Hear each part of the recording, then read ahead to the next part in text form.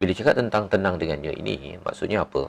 Maksudnya ialah apabila ilah kita adalah Allah Subhanahu Wa Taala, bila kita mendengar nama Allah, ya, mengingat kepada Allah, kita tenang. Ya, seperti mana dalam surah Ar-Ra'd ayat 27. Kita tengok ya.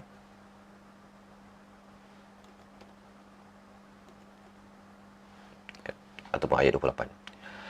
Alladzina amanu wa tatma'innu qulubuhum bidzikrillah. Ada perkataan Allah kat situ kan. Dengan mengingati Allah, okey. Orang beriman tenang hati mereka dengan mengingati Allah.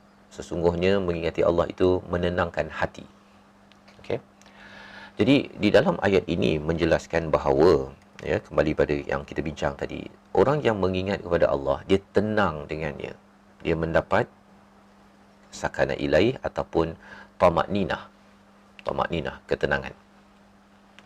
Lawan kepada sakinah ini adalah kacau bilau, tidak tenang, berbolak-balik. Maka itu sebabnya mengapa kita kena banyak mengingat kepada ilah yang betul. Ilah yang betul, ya, iaitu Allah Subhanahu Wa Taala.